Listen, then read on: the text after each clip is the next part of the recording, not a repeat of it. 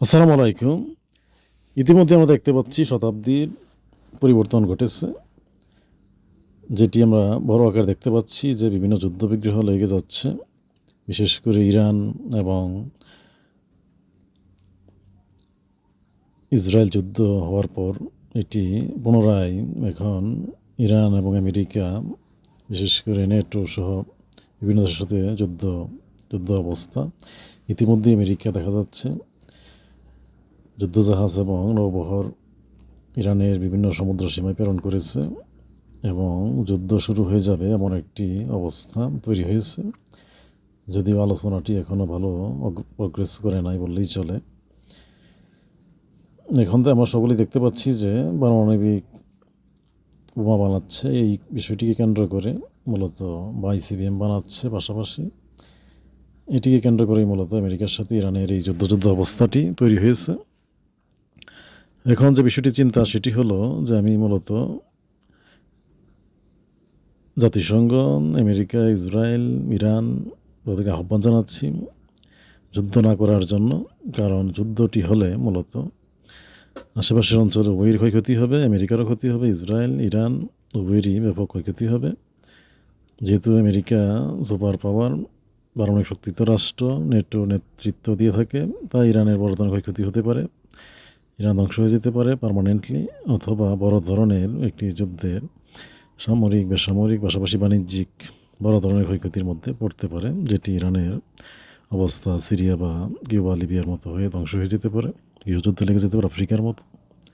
ইতিমধ্যে আমরা দেখতে পাচ্ছি ইরানের জনগোষ্ঠীর একটি তরুণ প্রজন্ম বড় অংশ বিক্ষোভ বিদ্রোহে সরকার বিরোধী, সরকার পতনের জন্য আন্দোলন করতেছে, বড় ধরনের বিক্ষোভ করছে। অর্থাৎ আমরা যে বিষয়টি দেখতে পাচ্ছি সেটি হলো, যে বিষয়টি স্পষ্টই বলতে চাচ্ছি সেটি হলো মূলত যে উত্তর কোরিয়া পারমাণবিক বোমা বানানোর পর মূলত বিশ্ব যেটি মূলত এক প্রকার দেখতে পাচ্ছি যে একটু ছাড় দেওয়া হয়েছে তাকে, মোটামুটি যে একটুকু, বিশেষ করে জাতিসংঘের স্থায়ী 5টি সদস্য রাষ্ট্র, যেটি নিরাপত্তা পরিষদের, বিশেষ করে রাশিয়া এবং চীন মোটামুটি উত্তর কোরিয়াকে একটু সমর্থন দিয়েছে, ব্রিটেন, আমেরিকা এবং ফ্রান্স সেই ক্ষেত্রে একটু চাপে রাখলেও তাদের কারণে মূলত একটু ছাড় দিয়েছে। এবং এক প্রকার বলা যায় উত্তর কোরিয়া এখন পারমাণবিক বোমা এবং আইসিবিএম সে বানাচ্ছে এবং মোটামুটি প্রদর্শন করতেছে প্রকাশ্যেই, এবং এটি বানিয়ে সে এখনও স্টেবল রয়েছে। এই পরিস্থিতিতে এখন যদি ইরানও একই অবস্থা করে, উত্তর কোরিয়ার মতো পারমাণবিক বোমাটি বানিয়ে ফেলে, আইসিবিএম বানিয়ে ফেলে, তাহলে দেখা যাবে যে বিষয়টি ঘটবে, এর ধারাবাহিকতা অব্যাহত থাকবে এবং জাতিসংঘ, বিশেষ করে যেটিকে আমরা বলতে চাচ্ছি আমি, যে কেন্দ্রীয় সরকার জাতিসংঘ মূলত এবং 5টি স্থায়ী সদস্য রাষ্ট্র যেটি নিরাপত্তা পরিষদের, এটিকে বলা যেতে পারে সেনাবাহিনী প্রধান, বিশেষ করে নিরাপত্তার দায়িত্বে নিয়োজিত, এবং জাতিসংঘ মহাসচিব বিশ্ব প্রেসিডেন্টের মতোই দায়িত্ব পালন করে কেন্দ্রীয় সরকার হিসেবেই। এখন এই পরিস্থিতিতে জাতিসংঘ বা এই 5টি স্থায়ী সদস্য রাষ্ট্রের বা জাতিসংঘের শাসন মানতে চায় না, গণতন্ত্র বা শাসন ব্যবস্থা, অর্থ ব্যবস্থা, নানা বিষয়ে নানা আপত্তি রয়েছে বিভিন্ন রাষ্ট্রের। সেই ক্ষেত্রে বিশেষ করে এই রাষ্ট্রগুলোর প্রতি শাসন ব্যবস্থা বা তাদের কার্যক্রমের বিরুদ্ধে খুবই বৈরী রাষ্ট্র রয়েছে বা প্রতিরোধ করতে যাচ্ছে বা প্রতিবাদ করে এমন রাষ্ট্রের মধ্যে রয়েছে, সামরিকভাবে প্রতিবাদ করে, যেমন বেলারুশ, ইয়েমেন, ইরাক, আফগানিস্তান, মিশর, সৌদি, মায়ানমার, জাপান, আরব আমিরাত, তাইওয়ান, দক্ষিণ কোরিয়া, কানাডা, তুরস্ক, কিউবা, ভেনেজুয়েলা সহ আরও কিছু লাতিন দেশ এবং আফ্রিকার কিছু দেশ। দেখা যাবে এই 15-20টি রাষ্ট্র ঠিক উত্তর কোরিয়া এবং ইরানের মতো ধারাবাহিকতা ধরে রেখে তারাও পারমাণবিক রাষ্ট্র হওয়ার চেষ্টা করবে এবং পারমাণবিক বোমা বানানোর চেষ্টা করবে আগামী শতাব্দীতে। এবং তখন দেখা যাবে আগামী 100 বছরের মধ্যে 50-60টি রাষ্ট্র মূলত পারমাণবিক বোমা এবং শক্তিধর রাষ্ট্রে পরিণত হয়েছে। এই পরিস্থিতিতে আরও তাদের সমর্থক বা রাষ্ট্র, যেটি বিশৃঙ্খলা তৈরি হবে বিভিন্ন, এখন আমরা দেখতে পাচ্ছি যেমন 5টি স্থায়ী সদস্য রাষ্ট্রই 2 ভাগে বিভক্ত হয়ে গেছে। চীন এবং রাশিয়া একদিকে, তারা পারমাণবিক বোমা বানাতে সাহায্য করে, বিভিন্ন রাষ্ট্রের সমর্থন দেয়, যেমনটা আমরা দেখতে পাচ্ছি উত্তর কোরিয়ার ক্ষেত্রে, এখন ইরানের ক্ষেত্রেও। এই পরিস্থিতিতে সমস্যাটি সৃষ্টি হবে, এতে আরও এরকম সমর্থনপুষ্ট রাষ্ট্র সৃষ্টি হবে। 50টি পারমাণবিক রাষ্ট্র হওয়ার পর আরও 50টি তৈরি হবে, অর্থাৎ আগামী 100 বছর 200 বছরের মধ্যে এরকমভাবে 50টি রাষ্ট্র, তারপর আরও 50টি রাষ্ট্র পারমাণবিক বোমা বানানোর চেষ্টা করবে, যেমনটি এখন বর্তমান আমরা দেখতে পাচ্ছি ট্যাঙ্ক কামান বন্দুকের মতো এই অবস্থা সৃষ্টি হবে, পারমাণবিক বোমাটি তখন এমন হয়ে যাবে। অর্থাৎ 200টি রাষ্ট্রের মধ্যে 100টি রাষ্ট্রই পারমাণবিক শক্তিতে রাষ্ট্র হওয়ার চেষ্টা করবে এবং বানাবে। এতে এক পর্যায়ে পারমাণবিক ধ্বংসের মাধ্যমে দেখা যাবে গোটা পৃথিবীটি ধ্বংসপ্রাপ্ত হচ্ছে। এইটি একটি স্পষ্ট বার্তা দেখা যাচ্ছে। এই পরিস্থিতি এখান থেকে বেরিয়ে আসতে হবে। এই জন্য আমি ইরানকে আহ্বান জানাচ্ছি পারমাণবিক বোমা এবং আইসিবিএম না বানানোর জন্য, যাতে অন্য রাষ্ট্র উৎসাহিত না হয়। পাশাপাশি ইউরোপ আমেরিকা তাদেরকে আহ্বান জানাচ্ছি শান্তিপূর্ণ আলোচনার মাধ্যমে জাতিসংঘের তত্ত্বাবধানে ইরানের যে শান্তিপূর্ণ পারমাণবিক কর্মসূচি, যেটি মূলত চিকিৎসা ক্ষেত্রে এবং জ্বালানির ক্ষেত্রে পারমাণবিক জ্বালানিটি বা ইউরেনিয়ামটি ব্যবহার করা যায়, সেটির সুযোগ ইরানকে দেওয়ার জন্য জাতিসংঘের তত্ত্বাবধানের মাধ্যমে এই ক্ষেত্রে যাতে সমস্যাটি সমাধান হয়ে যায়, যুদ্ধটি যাতে আর প্রয়োজন না পড়ে এবং ইরান পারমাণবিক বোমা যাতে না বানায়, আইসিবিএম যাতে না বানায়, যাতে অন্য রাষ্ট্রগুলো এই আইসিবিএম বা পারমাণবিক বোমার দিকে অগ্রসর না হয়, এই পারমাণবিক বোমাটি এখানেই সমাপ্ত হয়। অন্য কোনো রাষ্ট্র যাতে আর পারমাণবিক বোমা না বানায় বা আইসিবিএম না বানায়। যেহেতু গোটা পৃথিবীকে আমরা শান্তির দিকে নেওয়ার চেষ্টা করতেছি, জাতিসংঘ পারমাণবিক বোমা এবং আইসিবিএম এখন ধ্বংসের দিকে আমরা নেওয়ার চেষ্টা করতেছি এবং ইরান সহ অন্যান্য প্রায় প্রতিটি রাষ্ট্রই জাতিসংঘের মাস ডিস্ট্রাকটিভ ওয়েপন নিরস্ত্রীকরণ এবং ধ্বংসাত্মক যে টিটিটি রয়েছে, প্রলিফারেশন টিটিটির, এটি মোটামুটি সকলেই সমর্থন করছে। ধাপে ধাপে পারমাণবিক বোমার সংখ্যা কমাই নিয়ে আসা হচ্ছে ইতিমধ্যেই এবং ধাপে ধাপে যাতে ধ্বংস করা যায় সেই দিকেও মনোযোগ দিতে হবে। পাশাপাশি আমি সেই জন্য যে প্রকল্প দিয়েছি ইতিমধ্যেই, সেখানে আমরা দেখতে পাচ্ছি যে মূলত ইরান, আফগানিস্তান এবং আরব রাষ্ট্রগুলো, গালফ কান্ট্রিজ বিশেষ করে ব্রুনাইয়ের মতো এরকমভাবে মূলত যৌথ কাজে অংশগ্রহণের মাধ্যমে, যৌথ উৎপাদনের মাধ্যমে এবং যৌথ বন্টন করে দেওয়ার মাধ্যমে, বিশেষ করে মৌলিক অধিকারগুলো বাছাই করে, আমি যেটি বিস্তারিত আলোচনা করেছি আগেই বই পুস্তকে লিখেছি। পাশাপাশি মৌলিক অধিকারগুলো সকলকেই প্রয়োজন অনুযায়ী প্রদান করার মাধ্যমে, পাশাপাশি লাক্সারিয়াস পণ্য সকলকে সমানভাবে ভাগ করে দেওয়ার মাধ্যমে এই তেল নির্ভর রাষ্ট্রগুলো বিশেষ করে মূলত এখনই তারা এই সমাজতন্ত্র বা এই যৌথ কাজ যেটি আমি দিয়েছি ট্রাস্টের মাধ্যমে ঢুকে যেতে পারে। যেহেতু ইরান সেক্ষেত্রে এবং আফগানিস্তান বেশি প্রায়োরিটি পাচ্ছে এই জন্য, যেহেতু তারা ইসলামের নামে শাসন ব্যবস্থা তৈরি করেছে এবং রিভলিউশনারি সরকার। আর ইরানের জন্য আরও বেশি ভালো দিক, এই রিভলিউশনারি সরকারটি জনগণের একটি বড় অংশ সমর্থন করে ইরানের, যার ফলে আফগানিস্তান থেকে ইরান আরও শক্ত অবস্থানে আছে কমিউনিস্ট সরকার। এই পরিস্থিতিতে এখনই তাদের পরিপূর্ণ ইসলাম বাস্তবায়ন, যেটি মানুষকে সঠিকভাবে জাকাত দিলে মানুষ ধনী এবং মধ্যবিত্ত পরিণত হবে, তখন অটোমেটিক্যালি যৌথ কাজে অংশগ্রহণ করতে হবে ট্রাস্টের মতো, যেটি এক প্রকার সমাজতন্ত্র, সকলেই মিলে উৎপাদন করা এবং বন্টন করা, যেখানে মূলত ব্যক্তিগত সম্পদ ব্যাপক বৃদ্ধি করা, ব্যক্তিগত সম্পদ বৃদ্ধির জন্য ব্যাপক চাকরি বাকরি খোঁজা বা ব্যবসা বাণিজ্য করা, নানান ধরনের বিশৃঙ্খলা, ক্রাইম, অফেন্স ইত্যাদি নানান মিসকন্ডাক্টের সুযোগ না, যেগুলো অসৎ কর্ম হিসেবে চিহ্নিত হয়, এই সুযোগটি টোটালি এই সকল রাষ্ট্রগুলো ইন্টারনাল মার্কেট বা কর্পোরেট সিস্টেমটি, এই পুঁজিবাদটি বন্ধ করে দিয়ে যৌথ কাজে অংশগ্রহণের মাধ্যমে উৎপাদন করবে আর বন্টন করবে। এই প্রক্রিয়ায় ঢুকে যাওয়ার মাধ্যমে মূলত তাদের ইসলামটি, পরিপূর্ণ ইসলামের যে সৎকর্মটি রয়েছে বাস্তবায়নে অগ্রসর হওয়া উচিত এখনই। সেই ক্ষেত্রে তাদের জন্য সুযোগ রয়েছে, কারণ তারা মূলত গ্যাস এবং তেল খনিজ সম্পদ নির্ভর রাষ্ট্র ব্রুনাইয়ের মতো। সেই ক্ষেত্রে তারা শুধু ইন্টারনাল মার্কেটে উৎপাদন বন্টন করে চললেও নাগরিকদের যে জিনিসটি এখন দেখতে পাচ্ছি ইরানে ব্যাপক বিক্ষোভ হচ্ছে সরকার বিরুদ্ধে, এই জাতীয় সুযোগ থাকবে না, যেহেতু সকলেই মৌলিক অধিকার পাচ্ছে। পাশাপাশি লাক্সারিয়াস যে সকল গুড তারা সিলেক্ট করে বাছাই করবে সেটিও সমানভাবে পাচ্ছে। অর্থাৎ সৎকর্মটি পরিপূর্ণভাবে বাস্তবায়ন হয়ে যাচ্ছে। সেক্ষেত্রে বিন্দুমাত্র আর অফেন্সের সুযোগ থাকছে না, অফেন্স না হয় কোনো পাপাচারের সুযোগ থাকছে না।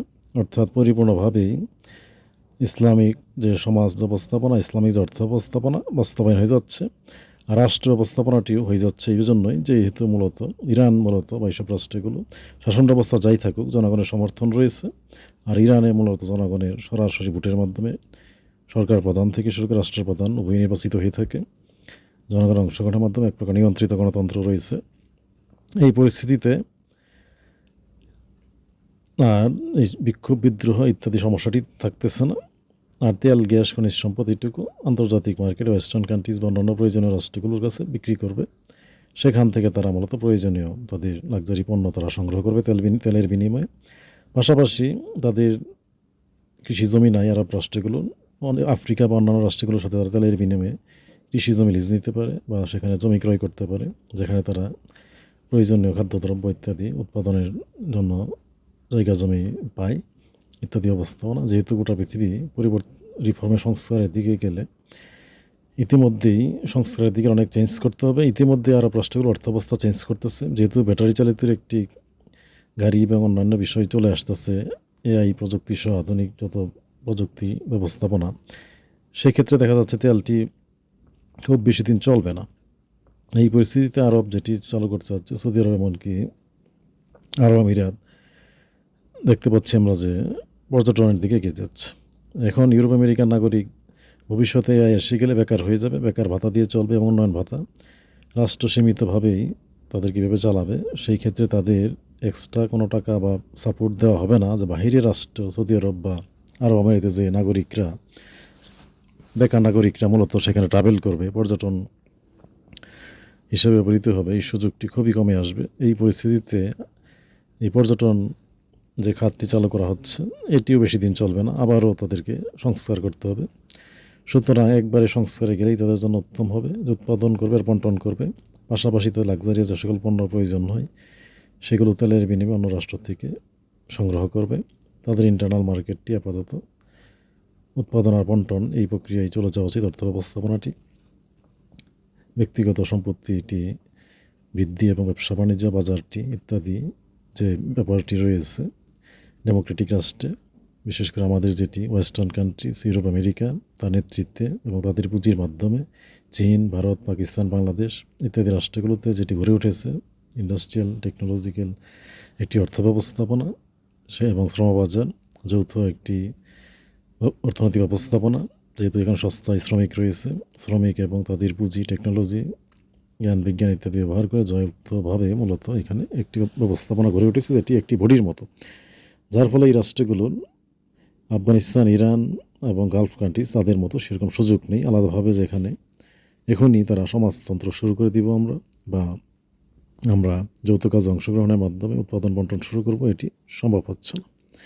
কিন্তু এই বাকি 15-20টি রাষ্ট্র, গালফ কান্ট্রিজ, ইরান, আফগানিস্তান, তাদের সেই সুযোগটি রয়েছে। তাদের এখানে ওয়েস্টার্ন কান্ট্রিজের পুঁজি বা কারখানা ইত্যাদি নেই, কারণ তারা তেল নির্ভর অর্থনৈতিক ব্যবস্থার উপর, গ্যাস নির্ভর, খনিজ সম্পদ নির্ভর অর্থ ব্যবস্থার উপর গড়ে উঠেছে। সুতরাং তাদেরকে মূলত এই সংস্কারের দিকে, সমাজতন্ত্রের এই সংস্কারের দিকে চলে যেতে সুযোগ রয়েছে।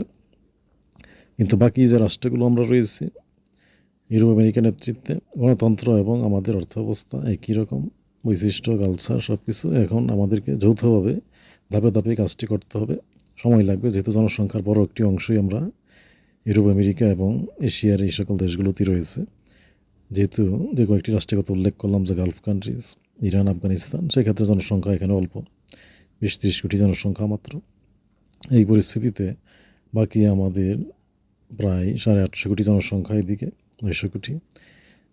আমাদের এই প্রক্রিয়ায় যেতে একটু সময় লাগবে, ধাপে ধাপে যেতে হবে, যেহেতু আমরা বিশাল জনগোষ্ঠী এবং আমাদের এখানে মূলত কমিউনিজমের যে ত্রুটিগুলো ছিল সেটি ডেমোক্রেসির মাধ্যমে মানুষের লেবার রাইটস এবং পড়াশোনা ইত্যাদি যাবতীয় বিষয় বাছাই করা এবং ট্রেনিং, যাবতীয় ফ্রিডম, লিবার্টি ইত্যাদির যে বিষয়গুলো রয়েছে এগুলোর মাধ্যমে নাগরিকদের প্রশিক্ষিত করা হয়েছে। স্বাভাবিকভাবেই নাগরিকদের বিশাল জনগোষ্ঠী ঐক্যবদ্ধ করতে, যে যৌথ কাজের মাধ্যমে উৎপাদন করা এবং বন্টন করা, এই প্রক্রিয়ায় যেতে সময় লাগবে মানুষকে ঐক্যবদ্ধ করতে।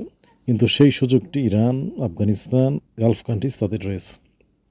ইতিমধ্যেই তাদের জনগণ শাসন ব্যবস্থায় গণতন্ত্র নেই, পাশাপাশি জনগণের সমর্থনের বেশি প্রয়োজন পড়ে না, পাশাপাশি কিছু রাষ্ট্রে জনগণের ইনডাইরেক্ট সমর্থন রয়েছে। সেই ক্ষেত্রে তাদের যৌথ কাজ উৎপাদন ও বন্টন এই প্রক্রিয়া ঢুকে গেলে সমস্যাটি কম হবে, দ্রুতই তারা জনগণকে ঐক্যবদ্ধ করতে পারবে, যেই বিষয়টি আমাদের পক্ষে করা সম্ভব হয় না। এই পরিস্থিতিতে এই রাষ্ট্রগুলো মূলত উৎপাদন এবং বন্টন এর মাধ্যমে সাফল্য দেখাতে পারলে, অর্থাৎ ইসলামিক যে সৎকর্মটি রয়েছে অর্থব্যবস্থা, সমাজ ব্যবস্থায় পরিপূর্ণ বাস্তবায়ন দেখাইতে পারলে এবং এর সুফল দেখতে পাইলে দ্রুতই আমরা ইউরোপ, আমেরিকা এবং বাংলাদেশ, ভারত, পাকিস্তান, চীন, রাশিয়া, আসিয়ানভুক্ত দেশগুলো, অন্যান্য রাষ্ট্রগুলো, জনগোষ্ঠীও আমরা দ্রুতই ঐক্যবদ্ধ হইতে পারবো, যে এটি সাফল্য দেখতে পেয়ে এবং দ্রুতই অর্থব্যবস্থা উন্নতি আশ্রয়, গোটা পৃথিবীকে এক পৃথিবী, এক অর্থ ব্যবস্থাপনা এবং সমস্ত যুদ্ধবিগ্রহ বন্ধ এবং এইসব পারমাণবিক অস্ত্র আইসিবিএম এগুলো অটোমেটিক্যালি নিষ্ক্রিয় করা, ধ্বংস করা, ব্যবহার অনুপযোগী করে তোলা, এই প্রক্রিয়ায় দ্রুত নিতে পারবো। যেই জিনিসটি আমি আগে আমার প্রকল্পে বই পুস্তকে বিস্তারিত আলোচনা করেছি যে গোটা পৃথিবীতে এটি চাইলেই দ্রুত এখন করা যাচ্ছে না, তাই দুই ভাগে ভাগ হয়ে কাজটি করতে হবে। মূলত আরব দেশগুলোকে বা এই সকল যে কয়টি রাষ্ট্র আছে তাদেরকে আগে শুরু করতে হবে, যাদের সেই সুযোগটি রয়েছে, সক্ষমতাটি রয়েছে। আর সেই ক্ষেত্রে মূলত ইরানের বড় আকারে রয়েছে, কারণ ইরানের জনগণের একটি বড় অংশ এই সরকারকে, ইসলামিক রেভলিউশনারি সরকারকে সমর্থন করে এবং এই সরকারের যার ফলে সুযোগ রয়েছে ক্ষমতা ধরে রেখে যে জিনিসটি তারা বাস্তবায়ন করছে, জনগণের যে ইসলামের প্রাথমিক যুগের অর্থব্যবস্থা ছিল সেটি, যেটি আমরা গণতন্ত্রের নামে চালাচ্ছি ইউরোপ আমেরিকা, সেটিই চালাচ্ছে। এর মাধ্যমে বড় ধরনের কোনো পরিবর্তন ঘটতেছে না। জনগণ, তরুণ প্রজন্ম বিক্ষোভ বিদ্রোহ সরকারের পতন চাচ্ছে, কারণ ইসলামের নামে থাকায় অল্প কিছু বিষয় বাস্তবায়ন করেছে, কিছু পর্দার বিধান বা মদের জন্য কিছু করা আইন কানুন, হালাল হারামের দুই একটি বিধান, আর হলো জনগণের ভোটাধিকার নিশ্চিত করা, অংশগ্রহণে, এটুকুই মূলত বাস্তবায়িত হয়েছে ইরানে। অর্থব্যবস্থাটি মূলত গণতন্ত্রের মাধ্যমে আমাদের যেটি রয়েছে ইউরোপ আমেরিকা এইটি রয়েছে বা তার থেকে আরও দুর্বল রয়েছে। সেই ক্ষেত্রে জনগণ, তরুণ প্রজন্ম বিক্ষোভ বিদ্রোহ করছে। এই পরিস্থিতি বেরিয়ে আসার ইরানের একটি সুযোগ তৈরি হয়েছে। যেহেতু ইসলামের নামে রয়েছে, জনগণের সমর্থন রয়েছে, তাই পরিপূর্ণ ইসলামের দিকে তার যাওয়া উচিত। যৌথভাবে বন্টন করা, উৎপাদন করা এবং বন্টন করা, এই দুইয়ের মধ্যে অর্থব্যবস্থা সমাপ্তি ঘটানো, কর্মসংস্থান ব্যবস্থাপনা, এর মাধ্যমে লাক্সারিয়াস পণ্য এবং মৌলিক অধিকার, অন্য বছর খাদ্য, বাসস্থান, চিকিৎসা, শিক্ষা, ধর্মীয় স্বাধীনতা এগুলো নিশ্চিত করা, এর মাধ্যমেই মূলত অর্থব্যবস্থা যেটি ট্রিলিয়ন্স পণ্য রয়েছে সেখান থেকে সে গুছিয়ে আসতে পারতেছে এবং এর মাধ্যমেই তার সমস্যার সমাধান হচ্ছে, ইন্টারনাল সমস্যার সমাধান হচ্ছে, পাশাপাশি তার বহির্বিশ্বে যে সমস্যাটি রয়েছে, বিভিন্ন জায়গায় বিশৃঙ্খলা হয় বা ইত্যাদি, মিডল ইস্টে, এই সমস্যা থেকেও সে বেরিয়ে আসতে পারতেছে, তার পারমাণবিক বোমা দরকার পড়ছে না এবং অন্যান্য রাষ্ট্র তাকে উৎখাতের জন্য কেউ চেষ্টাও করবে না।